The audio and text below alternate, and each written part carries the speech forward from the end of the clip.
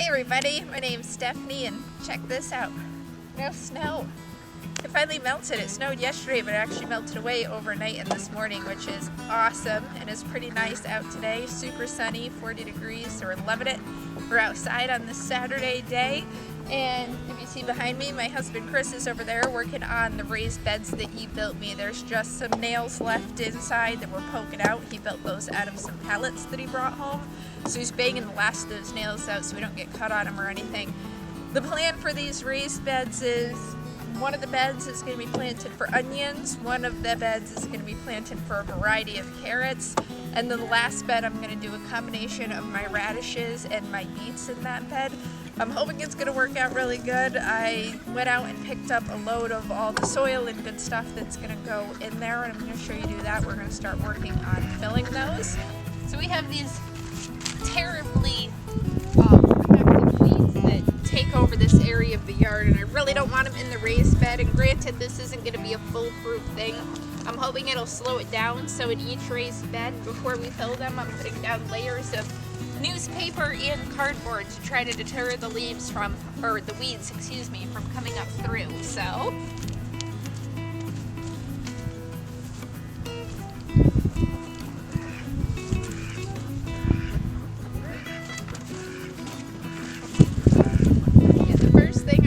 soil into each one is I got an Earth Grow topsoil, which I've used in the past and I really like it. I did look into getting old topsoil from a place nearby, but it was actually, for the amount that I needed, cheaper for me to go with the bags, so that's what I went with.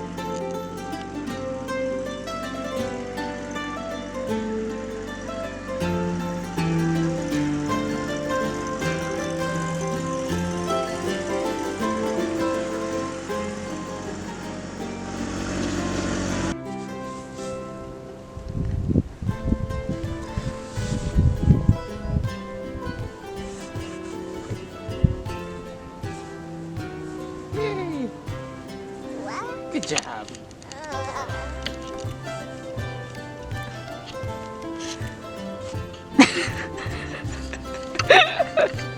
Feet totally up in the air.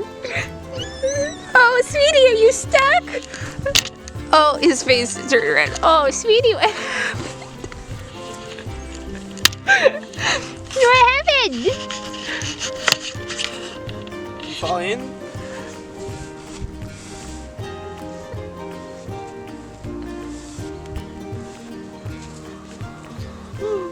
So we've got two more things that we have to put in almost each of the raised beds. We're doing a combination of upon Dan from Home in the Sticks recommendation, Black Cow. I see him use this all the time. He has awesome raised beds.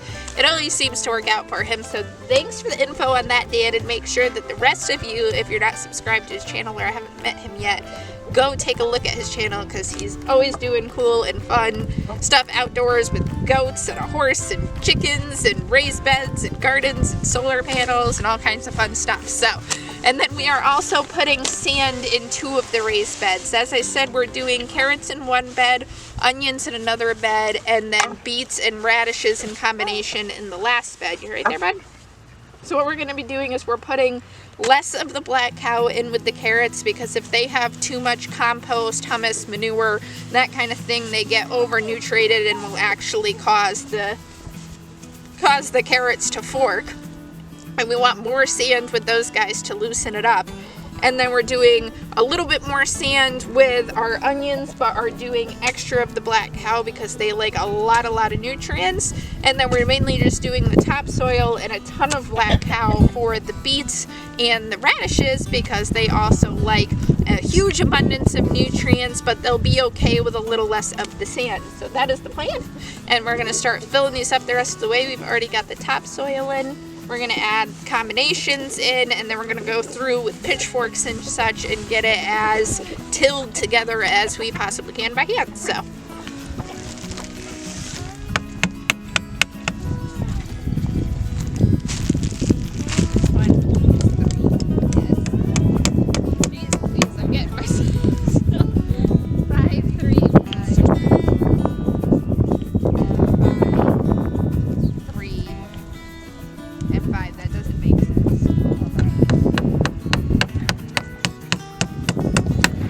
Oh, yes, that does make sense. Okay, yes, it does. Right. Yeah, because that one does make sense.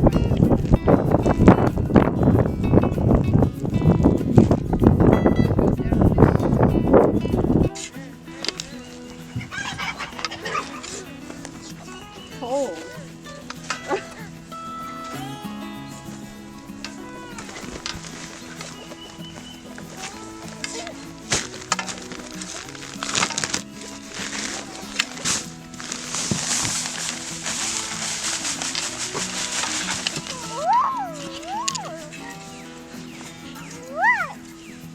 Yeah.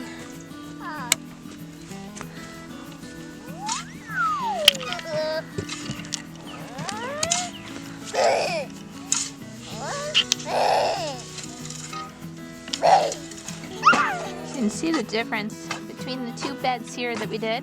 This one has all the sand in it, and I calculated out square footage versus poundage and all that, and it's basically each of the beds that have sand in it have about 2 inches of sand, and altogether there's about 10 inches of soil altogether, so about a fifth of it should be sand in there, which should help out. And I did try to keep in mind when I was making these two about crop rotation in the following years and being able to feed these beds and all that good stuff, but I'm hoping they should grow really well.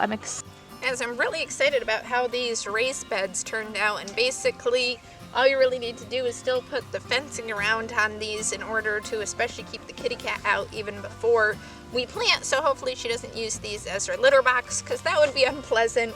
But I've always wanted to try the raised bed thing, especially for root and bulbing crops, which is what we're going to use it for this year. And I'd love to in the future get more raised beds in and do things like lettuces and spinach and all that good stuff in the raised beds. But a friend of ours, Jamie, and thank you, Jamie, and hi, Jamie, actually gave us some really good advice to just, you know, take your time and each year add a new raised bed to it, and the following year add another raised bed, and wait until fall when soil and things like that are on sale in order to fill them, because it is definitely an expense to fill these. So I think I'm going to do that this year, and I'm going to add in one more raised bed and then see if I can get some soil on sale in the fall and have it ready for next spring. So thanks for that advice, Jamie. Otherwise, thank you guys for watching this video. We had a lot of fun doing this today and actually getting to be outside in the sunshine. Yay! So it's coming along. And hopefully we'll be planting these seeds the next couple days. I'll bring you guys along with that. I'm going to try square foot gardening, which I've never done before. So we'll talk about that when the time comes to plant. Other than that, thanks so much for watching, guys. I appreciate it. And if you guys haven't subscribed, definitely think about doing so, because we're going to be sharing all the fun stuff we're doing this upcoming season and all that good stuff. And if you like this video, please hit that like button. It's such an incredible help, and I really appreciate it. Otherwise, I will see you on the next one. I hope you all enjoy the rest of this beautiful weekend. God bless, and bye-bye.